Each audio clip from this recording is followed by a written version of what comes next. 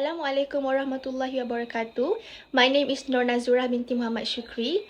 My team and I will present Chapter 7, which discuss business regulations and support system. As you can see, this is our infographic poster. Firstly, for the introduction, business regulation and support system are essential for every business. Entrepreneurs must understand what business regulations are and how they affect the long-term success of their ventures. They should also know how the availability of the support system can help sustain their operation. Business regulations are law or rules set by authority to guide the business operation. It also to ensure that they can operate ethically and responsibly. It also known as the control mechanism by the government to set a standard and enforce the rules to help shape and stabilize the business environment. Meanwhile, a business support system includes a range of services, resources, and assistance that provided by the government, various ministries, and private agencies. These support are designed to aid entrepreneurs at a different stage of their business journey, from initial startup to expansion and growth. These systems may include financial assistance such as grants, loans, and subsidies. By offering these resources may help entrepreneurs to overcome common challenge and run a sustainable and successful business. Business regulation can be categorized into three categories, which are approval and licensing, employment policy and legislation, and the last one, taxation. Approval and licensing is the process to obtain approval and license for the business to operate legally. Firstly, entrepreneurs need to identify the involved agency. Every business needs approval from the specific government bodies, local authority, or specialized department. Then, they need to gather necessary documents. Every document and certificate depends on the type of the business. Lastly, obtaining appropriate license. License verify that the business meet the legal safety requirement for the business to operate specifically within the field. In the poster, highlight the comparison between licensing requirement for different two types of the business, which is manufacturing and nursery. For a manufacturing business, they need manufacturing license to ensure that compliance with safety regulation. There is also no objection letter for the location because local authority just need to confirm that the manufacturing does not conflict with the community regulation. Lastly, for the approval certificate of business, is to ensure that the building meets the safety and operational standard, particularly for machinery and heavy equipment. For nursery business, trade license is needed to allow nursery to operate legally. Approval certificate from Persatuan Tadika Malaysia is the certification to show that the nursery meet educational and safety requirement by child authority. Then, for food handling certificate, if the nursery provide food, this certificate ensure that the staff of the nursery have safe food handling practice, which is essential for the nursery health of youngsters. Why the comparisons matters? Because every type of the business have their own risk, need, and impact on the community. Next, we move on to the employment policies and legislation. My name is FARIENA, and the next part is employment policies and legislation. In our country, there are some of the regulations that important with regards to the employment. First, Employment Act 1955. This act provides minimum terms and conditions, which is mostly of monetary value, to certain categories of workers in Malaysia. For instance, minimum conditions for employees such as public holiday and minimum standard working hours and also overtime. Perhaps, Employment Act 1955 also applies to all workers in Peninsular Malaysia and the Federal Territory of Labuan who receive pay of no more than 1,500 per month and covers employees who are hired by an employer under a contract of service. However, to those employees who have earned wages between 1,500 to 5,000 still can seek for assistance from the Labour Department. For example, in Sabah, regarding any issues can refer to the Labour Ordinance Sabah, while for Sarawak can be referred to the Labour Ordinance Sarawak. The second one is Employer Provident Fund, or we call it as EPF. The meaning of Employer Provident Fund is a social security institution which is established based on the Malaysian law. It is important to all employers to making sure that their employee register their EPF upon unemployment. Also, EPF allows employers to achieve their statutory and moral obligation to their employees.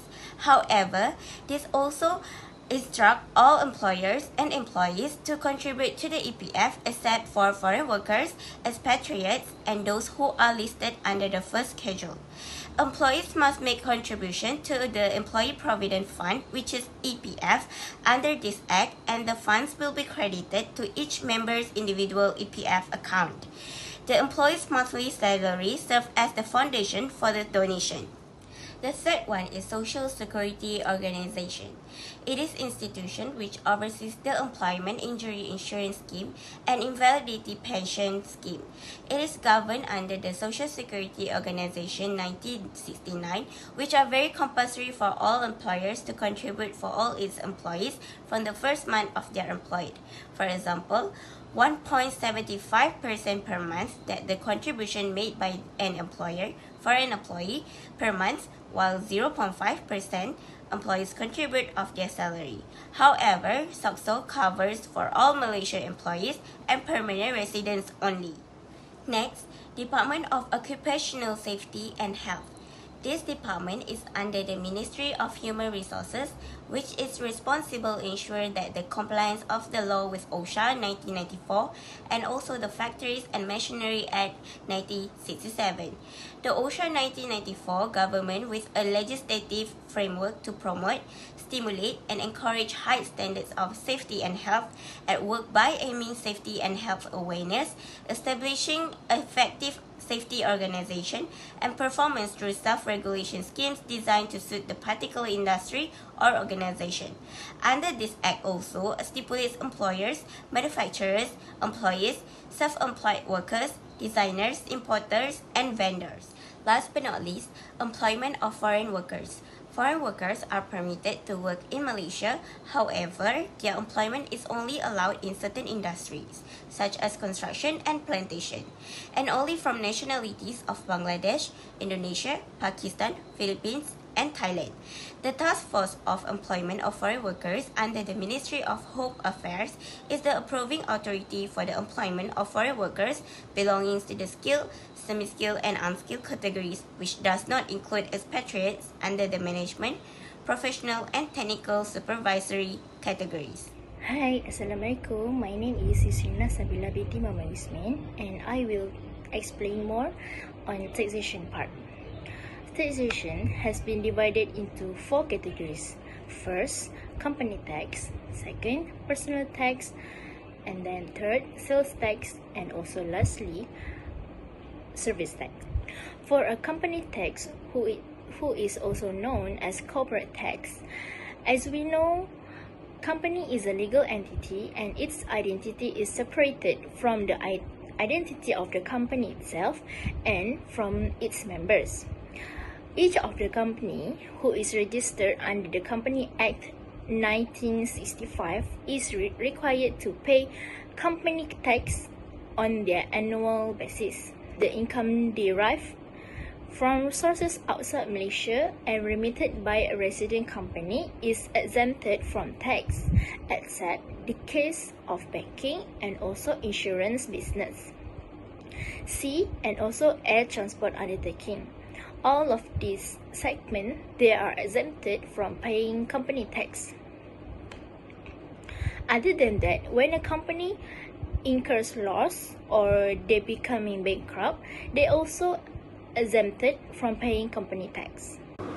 For the second section, which is personal tax, all individuals are liable to pay tax based on their income. Income remitted to Malaysia by resident individuals is exempted. Rate of tax also depends on their resident status. All of this personal tax is under Section 7 on Income Tax Act 1967. Other than that, taxation also included sales tax, which is charged on all taxable goods. All imported or manufactured goods in Malaysia and under sales tax Act 1972 is required to pay tax. But there are exceptions to free zones, licensed warehouse, manufacturing warehouse, and also development area. For Langkawi and Labuan also, their two are exempted from paying for this tax. Lastly, service tax is legislated tax which is imposed on any taxable services provided in Malaysia. All of the service is under Service Tax Act 1975. This applies in all around Malaysia except for Langkawi, Labuan, Tioman, and also Joint Development Authority, which is JDA. All tax rate is at 6% for all taxable services. For credit card, the principal will be charged 25 ringgit annually. So, for the credit card holder or credit card principals, they have a separate charge for the service tax for the use of card credit. My name is MARSYA binti MOHAMAD. Business support system is to provide entrepreneurs with the necessary tools and support to manage their businesses effectively. This can include guidance on business, planning, financial assistance, market analysis, and mentoring. The support system is crucial in helping entrepreneurs overcome initial challenges and establishing a sustainable business model. There are several business support systems. Firstly, financial support services. Financial support services are crucial for entrepreneurs as they provide the necessary funding to start or expand their businesses. These services help with the purchase of equipment, working capital, and the overall operational costs involved in running a business. One of the agencies that offer financial facilities to entrepreneurs is Tabung Ekonomi Kumpulan Usaha Niaga Tekun. Tekun provides assistance through financing schemes such as small loans and medium loan programs. Its purpose to support entrepreneurs in securing their necessary capital to start or scale their businesses. Next is Bank Pembangunan Malaysia Berhad. It focuses on providing financing for development projects, especially those involving high technology and infrastructure. It aims to boost industrial and infrastructural development by offering funding solutions. Another one is Bank Pertanian Malaysia Berhad Agrobank. The service offered is to provide financing to both existing and new enterprises, particularly in agriculture sector. The second business support services is marketing support services. They are provided to entrepreneurs to assist them in promoting and selling the products or services more effectively. These services are essential for boosting sales, increasing visibility, and expanding business reach both locally and internationally. One of the agencies under Marketing Support Services is Ministry of International Trade and Industry, BINTI. It handles affairs related to foreign trade, high technology, and industrial application. BINTI supports entrepreneurs by facilitating trade agreements, providing access to high-tech solutions, and ensuring that businesses are strategically positioned for industrial growth. Another agency is Federal Agriculture Marketing Authority, FAMA. FAMA promotes agriculture products both locally and abroad. It assists entrepreneurs in the agricultural sector by providing marketing channels and platforms to reach broader audiences, enhance product visibility, and boost sales in domestic and international markets. Moreover, the third business support system, which is information, advisory, and extension support, it purposes to help entrepreneurs by providing information on business opportunities, statistics, and technological resources. It also includes guidance on business practices and development. The following is several Malaysian agencies and the services they offer in terms of technical advisory, information, and support for business development and international trade. Department of Agriculture (DOA) offer consultancy and follow-up on entrepreneurial training and development programs. The DOA assists entrepreneurs by providing guidance and follow-up support in training and development, specifically targeted at agriculture-related businesses. Besides that, Malaysia External Trade and Development Corporation (MATRADE) organizes training programs to improve international marketing skills of Malaysian exporters. MATRADE focuses on enhancing the global marketing skills of Malaysian businesses to better equip them for the international market. I'm going to continue explain about the business support system for the research and development support sector. We have Malaysian Palm Oil Board (MPOB) develops quality product using the latest technological advancement, especially in the palm oil industry, which the quality can meet global standards. As we know, palm oil is one of our high demand resources in Malaysia and globally. Furthermore, we have Malaysian Agricultural Research and Development (MARDI) carries out extensive research and innovation on agricultural products to enhance the quality, productivity and sustainability of our agricultural sector. We also have Standard and Industrial Research Institute of Malaysia, SYAHIRA Berhad. SYAHIRA Berhad works with advanced technology for products that enhance efficiency and competitiveness in various industries such as manufacturing. For instance, we can see in the market that most products produced in Malaysia have SYAHIRA Berhad logo. Other than that, for the Technical and Technological Support Department, we also have Malaysian Institute of Microelectronic System, MIMOS. MIMOS fosters technological innovation by developing advanced information and communication technology solutions that support various industries in enhancing efficiency and competitiveness. For instance, MIMOS design, test, debug and maintain embedded system software. Other than that, we also have SYAHIRA Berhad. SYAHIRA Berhad supports entrepreneurs by providing them with the latest insights, information and guidance on emerging technologies and machinery, empowering them to make informed decisions that can drive growth and innovation. And lastly, Malaysian Agricultural Research and Development Institute (MARDI). MARDI builds indigenous scientific and technological capabilities, specifically in food and agriculture, by conducting in-depth research, fostering sustainable practice and promoting local innovations that align with national development goals. Other than that, I'm going to explain about the entrepreneurs and management training. Majlis Amanah Rakyat MARA provide entrepreneurs with comprehensive training and guidance, empowering them with essential skills, knowledge and strategies to navigate business challenges and foster sustainable growth. Next, Malaysian Academy of SME and Entrepreneurship Development (MASMED). MASMED supports entrepreneurs by offering a range of resources including specialized training, learning materials and consultancy services designed to enhance business acumen and operational capabilities. Other than that, Institut Keusahawanan Negara strengthens entrepreneurial capacity by delivering targeted training, counseling, guidance and consultancy to equip entrepreneurs with practical skills and insights for business success.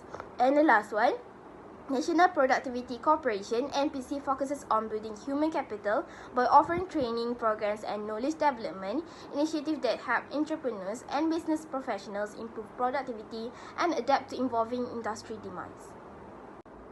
And lastly, for the infrastructure support, we have Urban Development Authority. UDA supports entrepreneurs by providing them with strategically located premises and infrastructure, facilitating access to prime business locations that enhance visibility and growth potential.